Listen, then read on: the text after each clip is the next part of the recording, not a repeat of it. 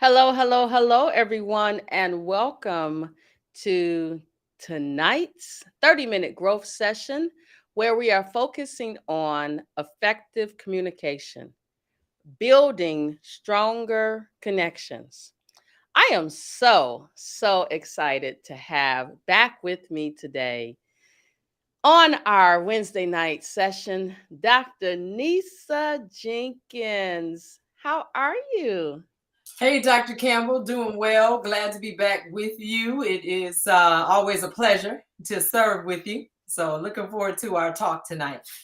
Awesome. Hey, Dr. Jenkins, because you haven't been on in a couple of weeks. So tell everybody about I Am Beautiful Too. Wow. So, I Am Beautiful Too is, of course, a women's organization, and we cater to the whole woman in terms of helping women and creating platforms, shall I say, for women to share their voice, their vision, their dreams, their hopes. Sometimes we have a lot of things within us, that we want the opportunity to share with others in various platforms. It may be through talk, it may be through book, it may be through dance, song, whatever it may be. We create that platform and allow women to share their voice, their dreams, their visions, their hopes. It's just things that we have inside of us, because when God made woman, he made such an incredible creation, and we have so many things going on with us. So not only do we do women's conferences, we also do scholarships for young ladies that are in college as well, and just really trying to continue our outreach efforts. I love it. The one thing that really just resonated with me was when you talked about having a voice. Hmm. I think in personal settings and professional settings, there are lots of individuals that have lost their voice. Yes, Lisa. And I Yes. think when you lose your voice, that really hurts your confidence. It really puts you in a holding pattern, if you will, from the perspective of being able to move forward. Yeah. And that's, really one of my prayers that, and if anybody knows me, they know that if I got something to say, I'm going to say it. And I think it's, sometimes I don't say it, but most times I do. But I Hmm. think one of the reasons why my voice is so loud and powerful is I have a 31-year-old child who doesn't have a voice. And Yes. so I'm her voice. And for a long time, I struggled with my voice from the perspective of, trying to figure out just how to navigate life as a single mother, Yeah. raising a special needs child alone. She didn't come with a user's manual. So I was like figuring things out. And so once I gained my voice, Hmm. I have not looked back. Yeah. Yeah. Yeah. And as you talk about, when women lose their voice, there's also the other extreme of that, and that is not ever having a voice. Having so much inside of you, and never having the means or the conduits to allow you the opportunity for whatever reason. Sometimes we just get lost in raising our children, in a career path, maybe a career path that we're not as happy in, and we don't have the opportunity to share our creativity through our voice and other means of our gifting. So yeah, I agree with you. I'm right there with you. You speak for Jasmine, and what a powerful thing to be able to have the power to do that and know that it is your responsibility. You know what I mean? Sometimes we have people that we should be speaking up for, but we don't realize that it's our responsibility. She is yours. She belongs to you. She's your gift from God. So taking that effort and then using it as your power source is amazing to me. That's always an amazing topic. I love Jasmine, and I know how much you love her. So yes, I get that down in my soul. So, our topic tonight is about communication. And last night I was teaching this graduate class on campus. And we were talking about the four generations of individuals that are in the workforce today, right? Mhm, And mhm. so we started talking about how you have to communicate with individuals differently to some extent depending on, what generation they're a part of. And so when we started talking about that, they were like, you know what, yeah, that definitely makes a lot of sense. Yes. And this morning, someone called me because they want me to provide some services. And so we had sent a series of 3 emails. And that last email, I was like, hey, just give me a call because a lot of times words can get lost in translation when you're in the written format. And Yeah. so sometimes just a phone call will really answer questions that you may have, and it just makes a world of difference. So she was like, "Thank you so much for wanting to take the phone call." And I was like, "Are you kidding me?" I'm like, anybody that knows me, let me just say this. Uh, Even though I pick up this phone, I'm okay with um not having a text message, not having an email, but just having a nice warm conversation is just it just I love it. I love it. Yeah, me too. Me too, Dr. Campbell. I am still, that phone still means a little bit to me. I like texting, but not uh over text. I just can't do it. Like consistently texting somebody back and forth kind of gets on my nerves a little bit, but I still love a good phone conversation. Yes. And you know what? Maybe that's because we grew up in a time where we didn't have all of this fancy technology, right? So Right. I was in my class last night, which was some graduate students. There were 3 different generations there, and I was in a different generation than everybody else. I was the oldest, which was, kind of interesting at the young, tender age of 50. Yeah.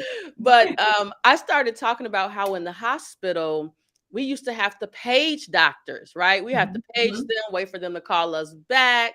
And then I also talked about when I was in high school, I had that brick phone that was in a bag. So Yeah. technology has evolved, but nothing beats a phone conversation, a face to face conversation. I think to some extent, younger generations are missing out on those nice, warm conversations. Yeah. Because with a text message, you can't see the other person. With an email, you can't see the other person. And Mhm. because we're always on the go so much, I think that it's easier to type something real fast and then be like, I really shouldn't have said that. Whereas on a phone conversation or face to face, there's that back and forth dialogue that allows for that rich conversation. Yes, yeah, and those verbal cues that are also in the conversation. I hosted a workshop a couple weeks ago, and I introed it by saying, "Have you ever walked away from a conversation or hung up a phone, and from what started out as an A/B conversation, and you had to look around and see what was actually happening, or maybe you sent an email and the perception of the person reading it was totally off track, right?" So um, we've all had those conversations and wondered what part of the communication broke down, and you said to yourself, "That was not what I meant at all." So I think that that's what happens when we um, don't communicate verbally or face to face, even face to face, because sometimes verbally, depending upon what's going on in our lives, our voices may be elevated. And let me just say this: I had a great conversation with someone about, sometimes our voices get elevated, and certainly they do in communication. And that person just explained to me is that sometimes people take it as, oh, she got angry because she got louder, or he got angry. But what the person said to me is sometimes it is just our passion about something that comes through our voice. And it can't be delivered at a low tone because you won't know what it means to me. And I was like, wow, that's really a great way to look at it, because oftentimes we think people are angry, but we need to be sometimes face to face or over the phone, and then being able to use those verbal cues and assess what's going on. You know what I'm saying? Absolutely. And I love to read, right? So I have like 30 books lined up over here that are in queue for me to read. It's like every day I think I pick up a new book. And there's this author, I'll have to look for her name, but she's an African American woman. I'm pretty sure she's a young woman, but she wrote a book that said, "I'm not screaming." Mhm, mhm. And I think that culturally, we have different ways of expressing ourselves. Yes. And the one of the tenets of emotional intelligence is about relationship, right? And so with relationship management, learning how others interact, Mhm. sometimes you don't understand that the way someone answers a question could be a direct result of what they've experienced in life. Yes. And so we have to learn how to accept each other where Yes. we are Yes, Dr. Campbell. and support each other in growth, whatever that growth pattern should be, right? Yes. Because everybody's is different. Yes, I agree. And I think about men versus women. Mhm. Sometimes my husband and I are having a conversation, and I'll say something, and he'll say something, and we essentially said the same thing, but the way that we are expressing ourselves is different. And if we don't realize, oh, that's what she really meant, or that's what he really meant, it immediately turns into this argument, right? And Yes. so sometimes taking that pregnant pause to Yes. allow that person to get their words out, but then allowing yourself to digest what they're saying because sometimes you react not really realizing, oh, that's really what they meant. Yes, I agree. I agree. I know one thing that we were sharing in the last workshop that I hosted was, sometimes we'll have that moment where we can step back, breathe a little bit, digest as you mentioned, just kind of trying to process things. And it's okay to take that time to even say, if you're going to communicate effectively, sometimes I have to say to myself, okay, let me not answer right now. I need to really think it through. I need to understand what's going on. I need to get my emotions in check, not be led by my emotions, and then respond. And sometimes that can be 24 to 48 hours later, and maybe it's just a matter of because we're communicating effectively. That's what we're talking about. And, I think that you have to maybe even be able to say to someone, hey, let me get back to you. Give me a little bit of time. I need to think it through. And I think that that is okay. But so many times we're so quick to respond and then we don't get a chance to really process and maybe we process it incorrectly or our emotions get involved and we don't give ourselves enough time to get our response together. But I think it's important to take that time to breathe. Let me process. I'll get back to you in a little bit. And sometimes you respond because you're tired or Yes. mixed up with something else and your response is not really the response you would have given. So, one of the Yes. things that I am really working on building these atomic habits, building healthy habits is I'm having cutoff time as it relates to my devices, right? Mhm. So, not sleeping in the room with the devices, having a cutoff time for emails, right? So, emails come through immediately after the person sends it, but that doesn't mean that you need to respond to it immediately. You got to Right. give yourself some time to just um, build stronger connections by pulling yourself away from that device. Yes, I agree. I agree. And that's one of the areas I'm working on is just, looking at those emails and if just picking out some times where I'm going to respond because I'm one of those people. If I see the email, I'm going to respond right away. And, I got my rankings of people that I'm going to respond to right away. But I do need to learn how to just step back. Let me look at that email a little bit later or maybe the next morning if it's getting later into the evening. But my goal is to definitely respond within 24 hours, but I definitely want to take the time and not feel like I got to do it urgently. Because sometimes when we do things urgently, I know I can mistype a word or oh, I didn't mean to say that, or oh, I left out a T, because my mind is going quicker than I'm typing. So yeah, I agree with that wholeheartedly. And I Uh, think we have to accept that we're not microwaves. We're humans, mm, right? So yeah, everything doesn't have to be immediate. And yeah, I will tell you for me, having that cutoff time from emails, being on that computer really is helping me have a stronger connection with myself. Yes. And that's Because important. I think oftentimes we can't support those that we serve Mhm. until we take care of us first. Yes. Now that is the truth. We are so busy, catering everybody else, and we have a need. We have um issues and things that we need to deal with, and that is okay. We're going to have those. I think that those issues and trials come to make us better people, to be more experienced, more empathetic, but we got to take the time out for ourselves, and which is another area that I'm working on. I'm not ashamed to say just taking care of me, and that being okay without, and sometimes I can tell when I'm not doing it, because I may need to take time out to get a massage, and look back and it's been months since I've had one, and that means that I'm really not taking care of me, and I'm not doing it just because it's a luxury. I'm doing it because I'm so tense from stress that I need a little extra laying on of hands, shall I say. So yeah, I agree 100%. We need to take care of ourselves. Self-care is so important, and I know that's a buzzword now, but that is a matter of fact. And again, if you don't take care of you, Yeah. it's difficult for you to take care of those that you're responsible for. And I think about, as I'm getting older, my parents are getting older. I have so many people that rely on me. I want to be the best version of me.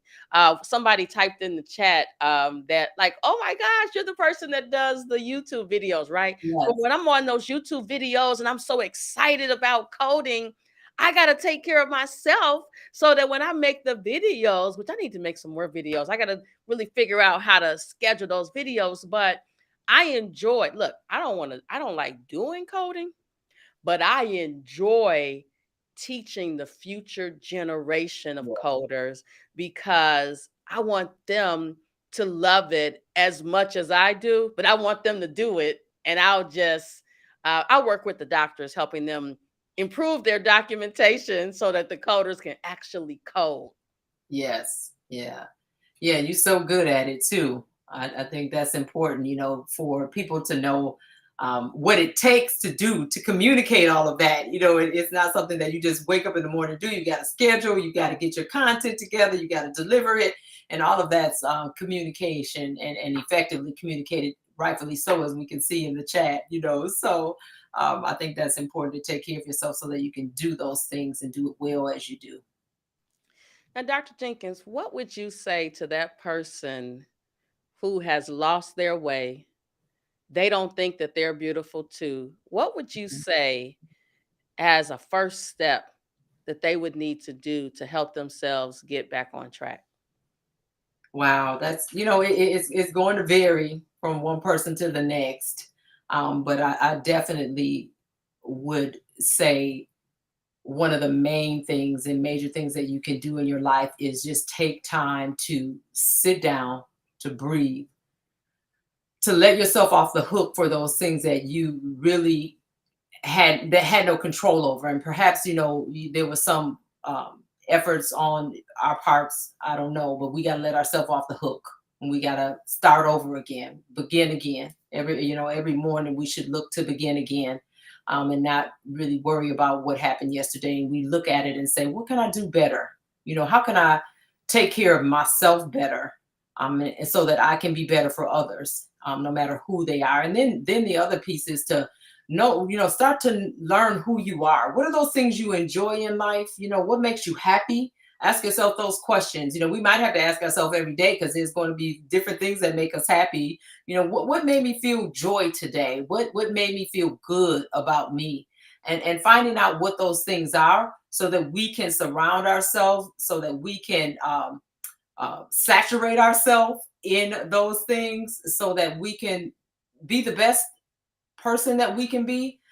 Because I think when we do the alternative of that, and we're bogging ourselves down, we don't really know what makes us happy. We don't really know what our goals are. We don't really know who we really are, in terms of what's inside of me. What's my purpose? When we don't really know that, we get bogged down, because people will come and dump things on us and give us more and more and more. But we aren't really satisfied, because we are not taking that time to get to really know us, so that we can be our best self. So that's one part of that I would say um, someone who's going through that situation should do. And I think the other thing is just to give yourself that grace and just tell yourself, I'm not the only person that's gone through this. I Yeah. won't be the last person. And just give yourself grace to slowly step through whatever path you need to step down to move forward. Sometimes it's hard to move forward. Yeah, it is. It is. And as you're moving forward, say to yourself, what are the lessons that I'm learning here? For me, that's a principle for me, is that I always want to be learning, whether I'm making the right choice or the wrong, right? I want to be able to say, okay, what am I learning from this? Or what did I learn? And then use those as growth spurts, right? With the growth motivator. So, I definitely want to use this as those as opportunities to grow.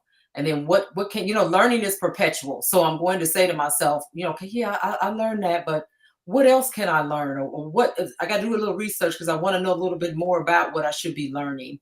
And so we should be learning continuously, consistently, in those efforts about ourselves, about what we experience and what that experience means to us. And I want to just say this, is that every experience that we feel is meaningful, no matter what, it is our experience, right? So we can't let someone minimize our experiences that we have. We have to hold on to them, explore them, let them grow, let them explode, because I want to know what that experience is going to do for me. I'm learning from my own experiences. So I just think it's important to say, every experience in everyone's life is important, and don't let anyone minimize your experience.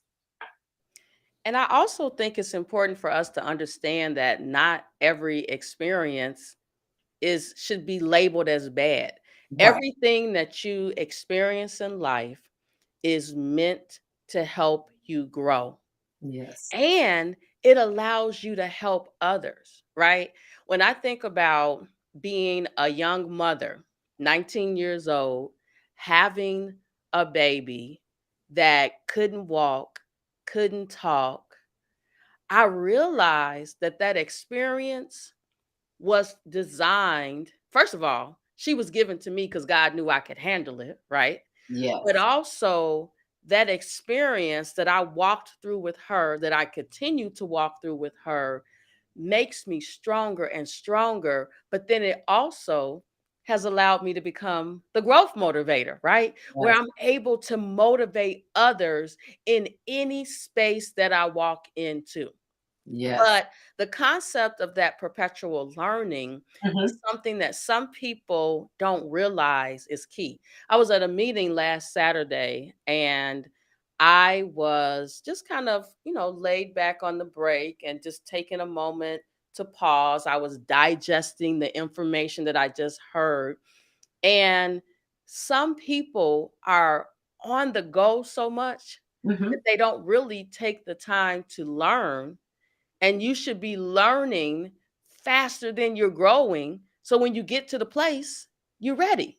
But if Yeah. you don't continue to learn, that growth is going to be slower. You'll still grow, but it's going to be slower. Yeah. Yeah. And I think too, we don't have to focus so much on how fast it's going. Just know that we are growing, right? We got to believe that we are growing. Every situation, every experience is the opportunity for growth, no matter what we're doing. So we got to just believe that we are growing, that we're changing, that we're moving forward. Um, and so I think that's important to know as well. Now, what about, so we got like 5 minutes left. I like to make this for 30 minutes. So we're talking about building stronger connections. Mhm. And some people want to know, well, what do I have to do to build stronger connections? And I'm just going to tell you, for me, it's about being open to having the connections, right? But Yes. then also to have that discernment and recognize that not all connections are good connections, Mhm. but you have to be open to meeting new people, networking, you know, we're going to a conference next week. So saying hello to people when you see them in the hallway, meeting someone new. Hey, what do you do? Right? Really building your network. Professionally, I have relationships with people that are in lots of states across the US that I Mhm. can pick up my phone and call them, ask a question, ask for support for something. But I continue to build those relationships, and it's not always transactional. Right. Sometimes relationships that I am involved in, I'm helping them transform to the next place that they want to go to. Yes. Yeah. Yeah. I love that. I love that, Dr. Campbell. I think all connections are opportunities for learning, right? And like you said, some are transactional, some are not, but I do think that we learn, right? I'm just big on that. I guess it must be the stage that I'm in my life.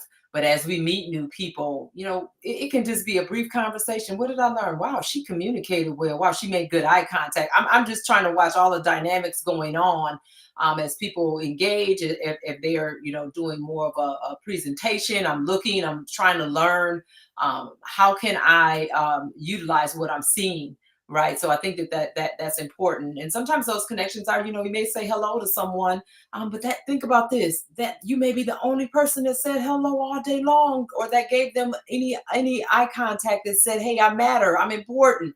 So I think it's just important that we wake up our best self, because there's so many people who are in need of what we have inside of us. And so I don't want to miss that opportunity.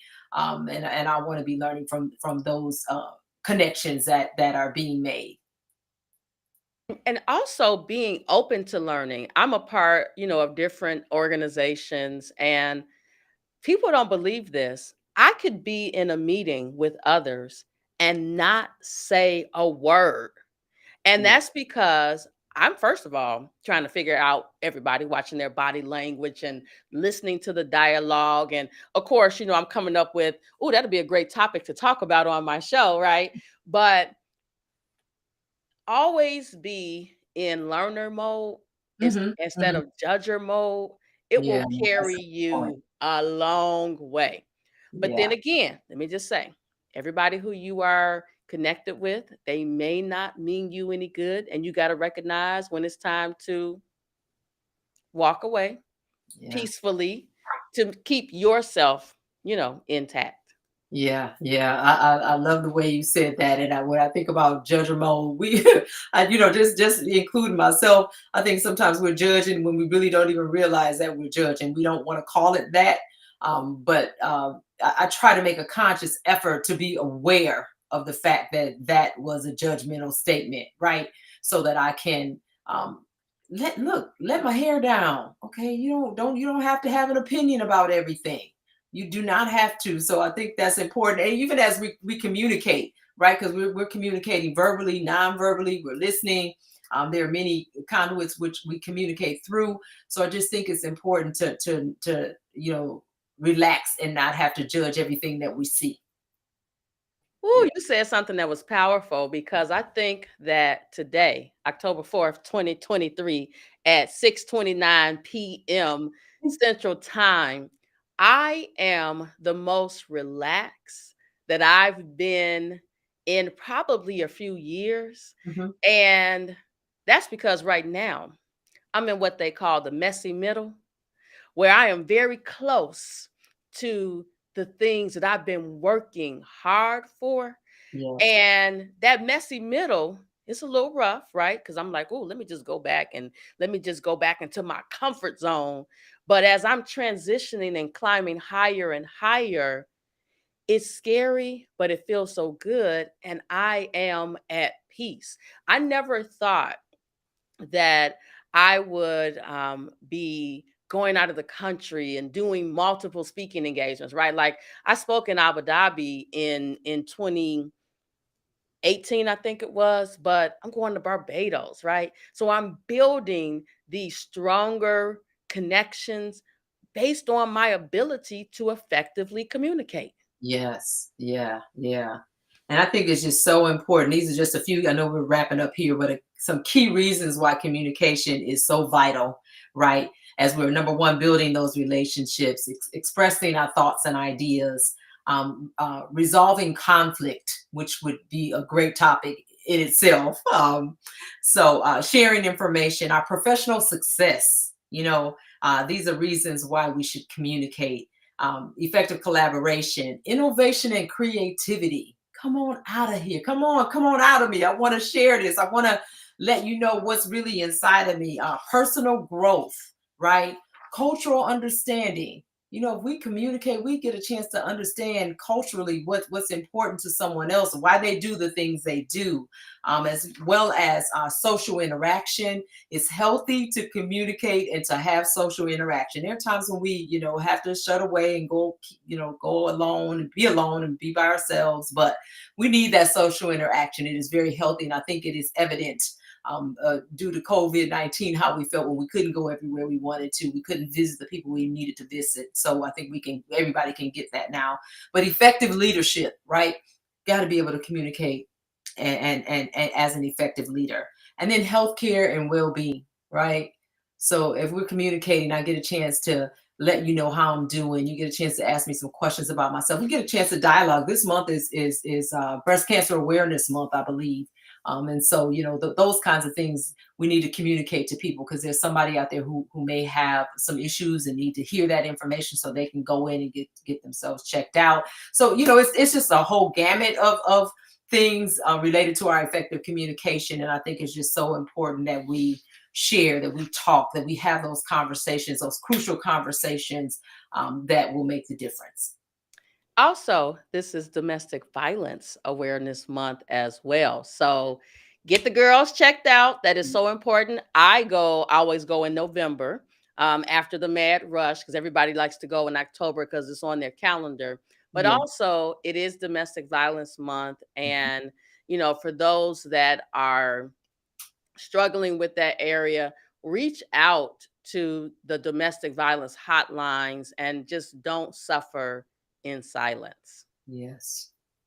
Well, Dr. Jenkins, I know you have the I Am Beautiful Too ministries. How can folks find I Am Beautiful Too? They can find me at www.iambeautiful2, two is TOO, ministry.org. And all of my contact information, my email addresses are on there as well. But yeah, check out the website. Got some great stuff on there. Just did some updates and things like that. So yeah, reach out to me, give me a shout. Awesome, awesome, awesome. Well, thank you so much for joining me on this evening. Thank you to our listening and viewing audience. Who, Yes. we got some faithful folks that come every Wednesday night, and I love it because I want you all to grow. Where we are today should not be where we are a year from now. Is Yeah. it going to be exactly where we want? Maybe, maybe not, but keep moving to that step, to that place, and trust me. When you get in the messy middle where I am right now, and then you cross over, you are going to be so grateful to yourself that you allowed yourself the grace to keep on moving in spite of. Yeah. Beautiful. All right, Dr. Jenkins, thank you so much for joining. And thank you all for coming out tonight. We'll see you next Wednesday. Thank you.